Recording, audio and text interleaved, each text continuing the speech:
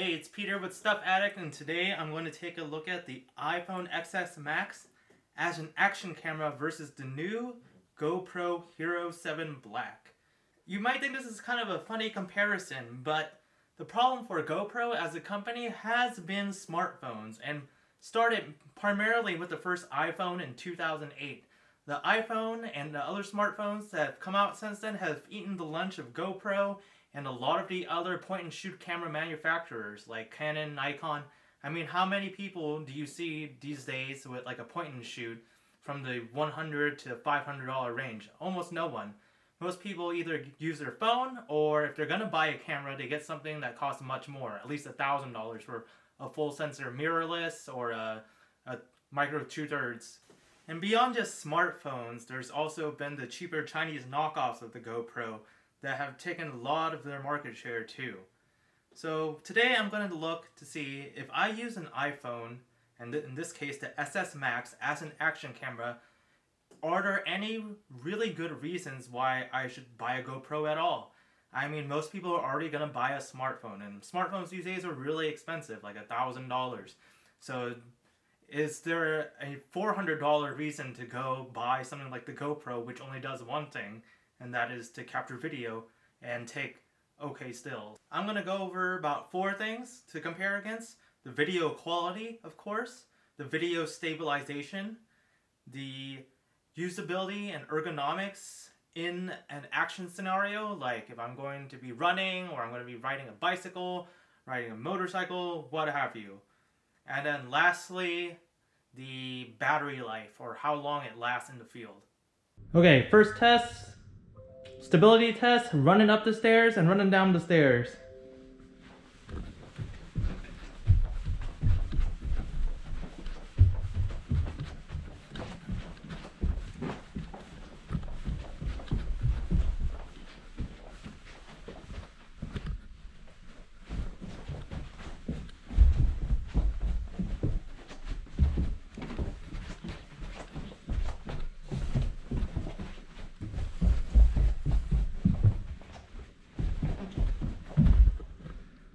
The second stability test is going to be video vlog style, where I'm just walking and talking to the camera as I'm walking.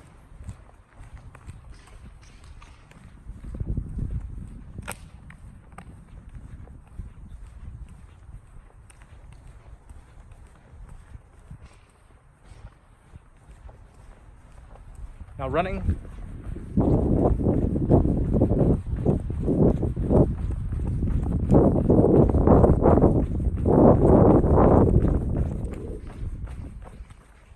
Which one do you think looks better? Now I'm going to do a harsh stability test with the GoPro and the iPhone mounted on my motorcycle handlebars. This is the GoPro mounted on the handlebars, and I'm just starting to bike idle. Visibly I can see the handlebar is shaking, but on the GoPro footage you can tell that it's pretty smooth.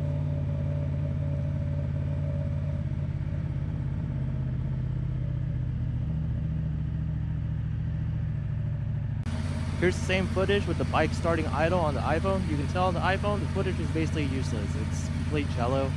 The electronic stabilization is not working at all. And it's on the same tripod bar as the GoPro.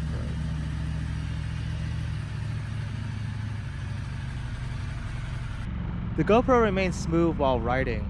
Even with the added amount of wind and vibration from moving, it still stays pretty smooth.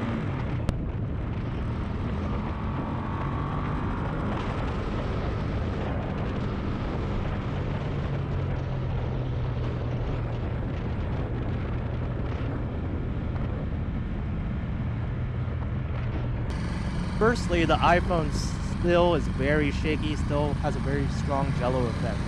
So much so, I'm just going to cut this clip from the iPhone out short. But you can tell the footage is basically useless, even though it's on the same mounting bracket as the GoPro. Here's sample footage comparing a well-lit scenery. Both the GoPro and the iPhone XS are on their auto settings.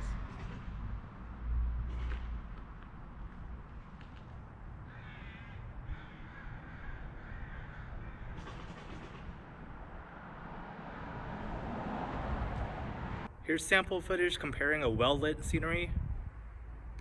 Both the GoPro and the iPhone XS are on their auto settings.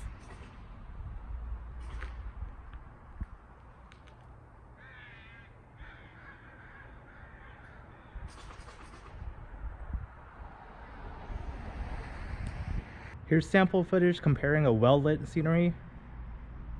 Both the GoPro and the iPhone XS are on their auto settings.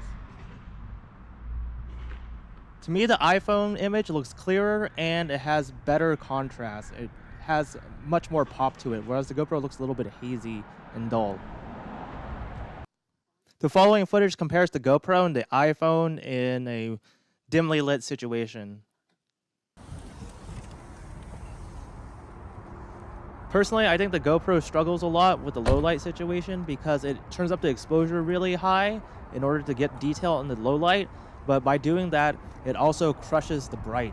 So if you look closely at the footage, anytime there's like a street light or a sign that's lit up, the GoPro just becomes a big blooming mess, whereas the iPhone keeps its composure. You can still see the detail in the dark and in the lit areas.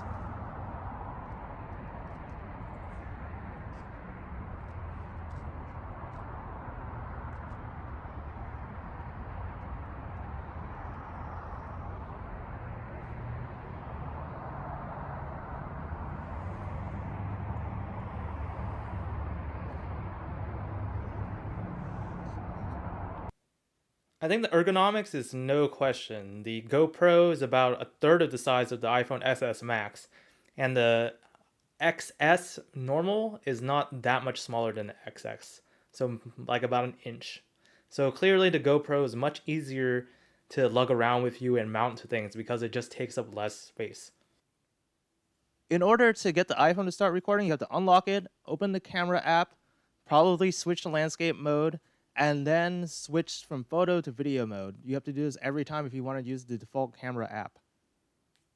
Conversely, if the GoPro is even off, you just hit the record button, it turns on, and it starts recording. That's it. Now imagine I'm mounting my iPhone to my helmet like it was a GoPro.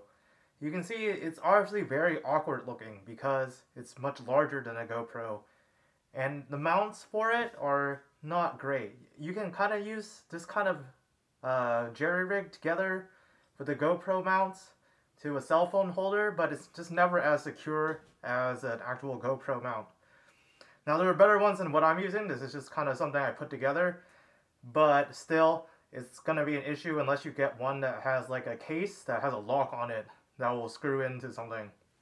Now another issue is that I had to start recording on the phone before I mounted to the helmet, because you can see I can't see what's going on over here anymore. So I either have to take it off the helmet and then do something to it and then put it back on the mount, or I have to take my entire helmet off and then turn it on and then hit record and then put it back on. There's no adjusting it or looking at it while the helmet is on, or even starting and stopping recording. So that's a big issue. Now you see this is the helmet with the same similar mount but with the GoPro instead. See how much smaller and more discreet it is? I could even mount it like right where my chin is, and you'll see a lot of moto vloggers and just people generally with motorcycles helmets that use a GoPro mounted right there, and it's very stealth. Now I can't see what's going on in the GoPro monitor either, and I can't obviously use the touchscreen very well if I had gloves on, same with the iPhone, but it does have that big tactile record button, and even if the GoPro is off, you hit record, as I showed earlier, it'll start recording, and then if you hit record again while it's recording, it'll stop recording and then turn off to save battery life. So as you can see, it works a lot better ergonomically in a helmet mount scenario, or just a scenario where you can't use a capacitive touchscreen or see the screen itself to start recording and stop recording. This is the general audio test. What do you think sounds better, the GoPro Hero 7 Black or the iPhone XS Max? This is the general audio test. What do you think sounds better, the GoPro Hero 7 Black or the iPhone XS Max? Now I'm doing the audio test with a fan on. The GoPro Hero 7 Black has wind noise reduction turned on, and the iPhone doesn't have that feature. At least I don't think it does. So it's just running normally like it was before. Which one do you think sounds better in this scenario? Now I'm doing the audio test with a fan on. The GoPro Hero 7 Black has wind noise reduction turned on, and the iPhone doesn't have that feature. At least I don't think it does. So it's just running normally like it was before. Which one do you think sounds better in this scenario? Through my personal testing, the iPhone got about 4 hours recording 4K at 24 FPS, although my storage didn't allow me to do that in one continuous shot, whereas the GoPro got a little bit more than an hour doing the same type of footage. But you got to remember that the iPhone is a much bigger device, so it's going to have a bigger battery, and the GoPro, you can also swap batteries. But that might be impractical depending on your situation. So after all the tests, do I think that the GoPro is worth $400 to buy as an additional camera after you already have a smartphone like the iPhone XS Max? Yes, I think so, because even though the GoPro I think has a worse low light video and just even general video, even well lit situations than the iPhone, the wide angle, the ergonomics of the GoPro, and the much better stabilization, as you saw in the motorcycle footage of the GoPro, make it almost a necessity for harsh action scenarios, like on a mountain bike, on a motorcycle like I showed you, skydiving, whatever. But the thing is, the iPhone is good enough for lesser strenuous situations. Like if you're just doing video vlogging, like you're traveling, and maybe you're doing some hiking once in a while, it's still pretty good, as you saw in the situation where I just held the phone and was walking and talking to it. So in the end, if you need something where you're taking it to situations where there's a lot of vibrations and you need a wide angle lens, then the GoPro is still the one to go to. But if you don't, you might consider just keeping your iPhone and buying some action mount attachments for it.